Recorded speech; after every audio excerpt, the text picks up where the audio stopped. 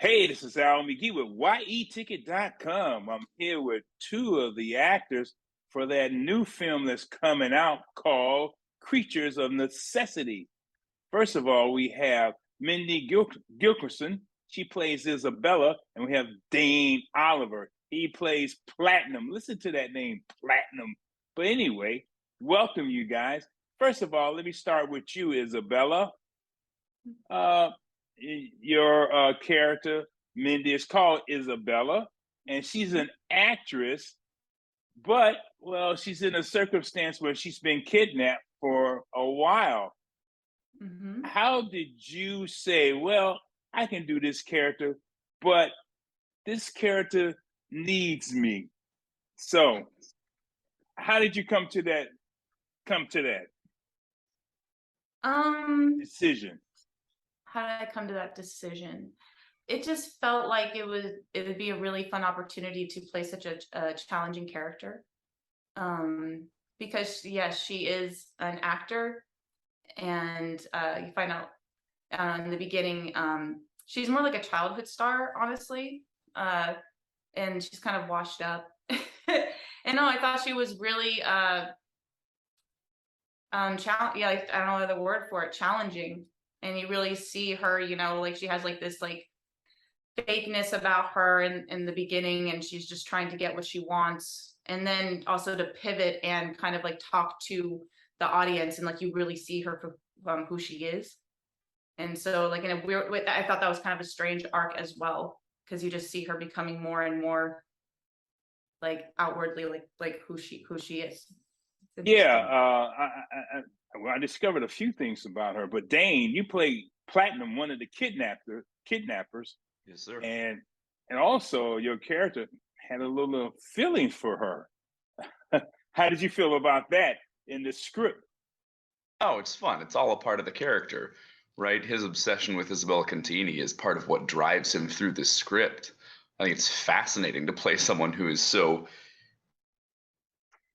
singularly devoted to so very few things in their lives, her being one of them.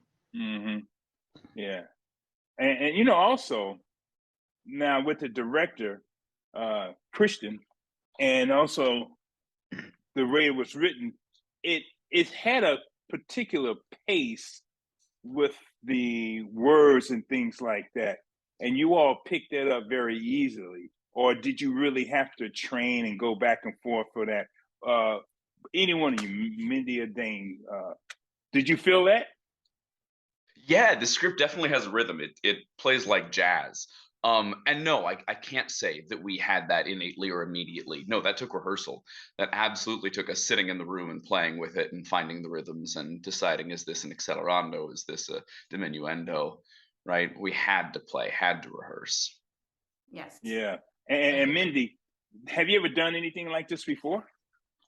No, no, and I do. I felt like the pressure of it, because it was my first film, like my first feature film as a lead role, and so there was a lot of pressure there. So yeah, I think I just wanted to make sure I was prepared, knowing my lines, understanding her as best as I could, and being able to pivot, like I said, from this like outwardly like damsel in distress in the beginning, and Right. then and then being able to shift and being like, this is how I'm actually feeling. But even then, that's kind of a facade too of her trying to be like strong type thing, like kind of like. Hmm. But I think yeah, she's a very fascinating character, because I think because she doesn't have a lot going on in her life, and she's almost like addicted to drama. She's almost addicted to it in a way. So Yeah. even like being there, it's like, oh, this might be like a good comeback for me. Oh, everything's so fiery here, even though like her life's at stake. But she just doesn't have a lot going on for her like in life, and I think she leads a very lonely life before this happens to her.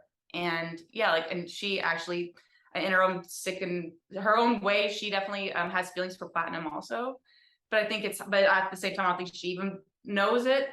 She's just like, oh, I'm just playing people, I think, again, I think a lot of it is just kind of a dance for her.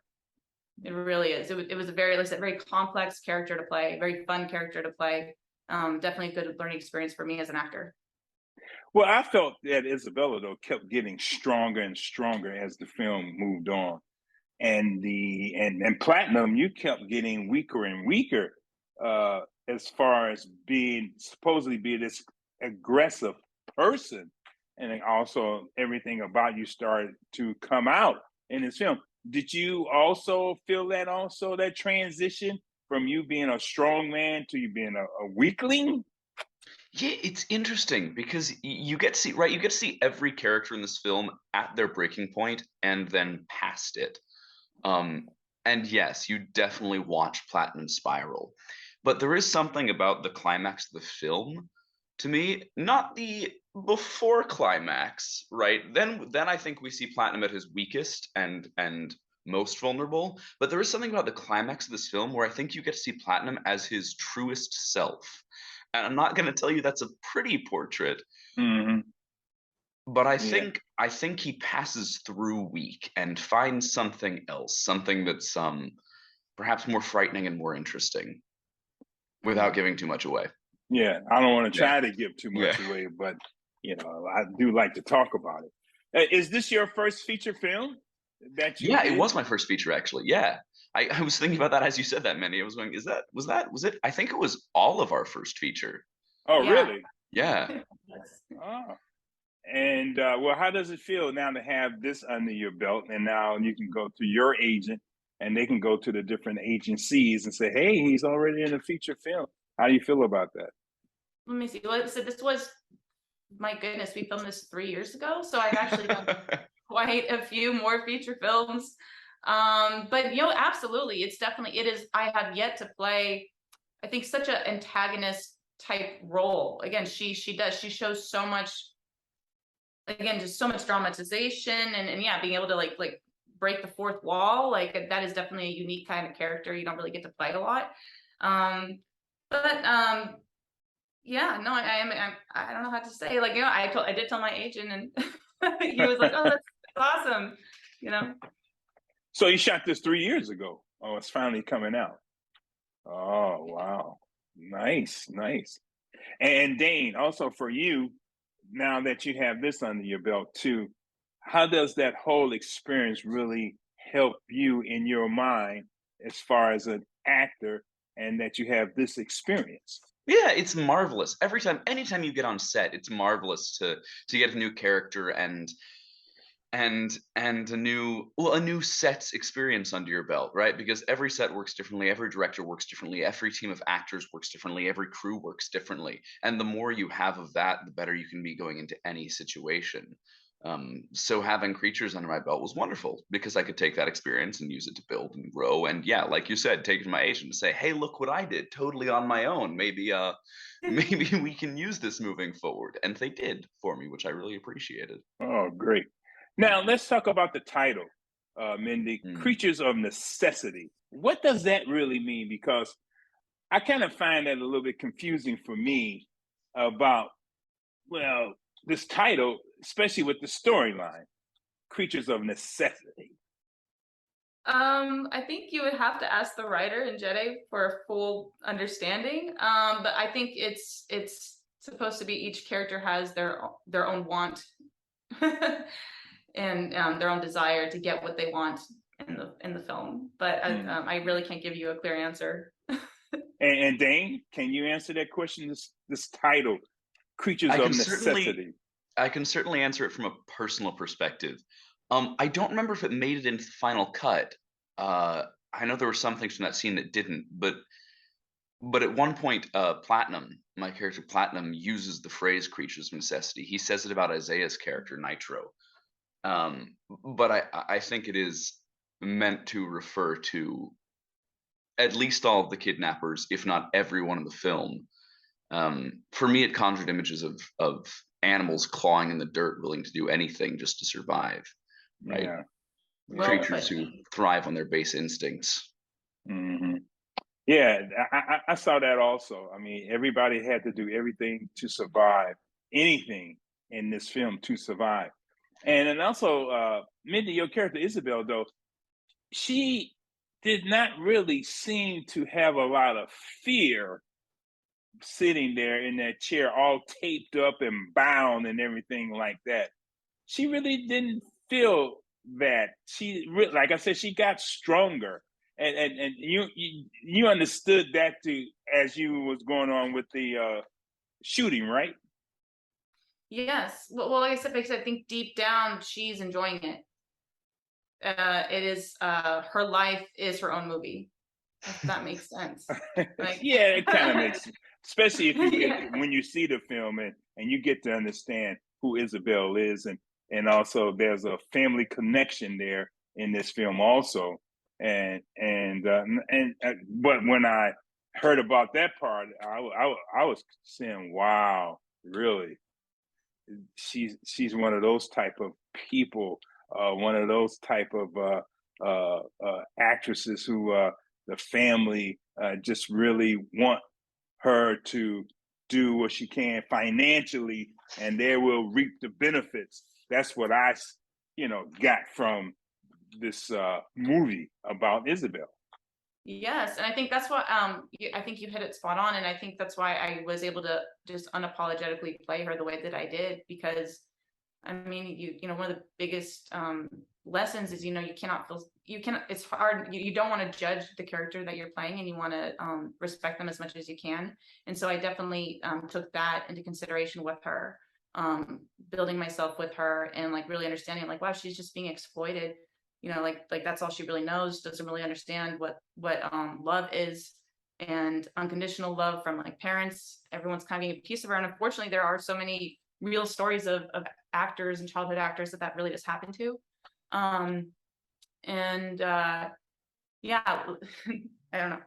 I'm not as a good interviewer as Dane. Like, No, you're doing very well. On his own, man. You're doing very well, really. You're doing very well. You. Thanks. Really, you are, because you're answering their questions and everything like that. And Dane, and my question is this: your character wants to be a book writer. He wants to be successful also. So he wants to make big money and things like that. Yeah. Tell us about that. Platinum spent his entire life trying to be important, and failing at almost every turn. So when we get to encounter him in this film, he's like I said earlier, he's at his breaking point of failure on failure on failure on failure on failure. At some point, I believe we even see him having a conversation with his mother that goes very poorly, his girlfriend that goes very poorly, his friends that go very poorly, his new crush Isabella that goes very poorly. Nothing in Platinum's life is going well, and he has this constant dangling carrot of hope and desperation for the next great thing. And I think that in many ways drives him to what we see in the film. Yeah.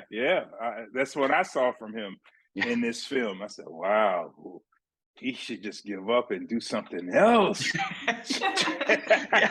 Yeah. Give yourself a break, guy. Yeah. And some of the things that you did too. Wow. I mean, yeah. This script though, what I saw in this script, it was pretty good from what I saw in the film, and it was something different. And the differences in this film, though, compared to other things I've seen in the past, is that everything is all out in front in this film. Nothing is really held back. Did you feel that, Mindy, about this script, especially with the characters? Yes, no, definitely nothing is. Yeah, it's very like honest and really like show. Yeah, no, I agree with you. Yeah, I agree. And Dane, you felt that too? Yeah. Oh yeah. This whole script feels like a wild ride downhill with the brakes off.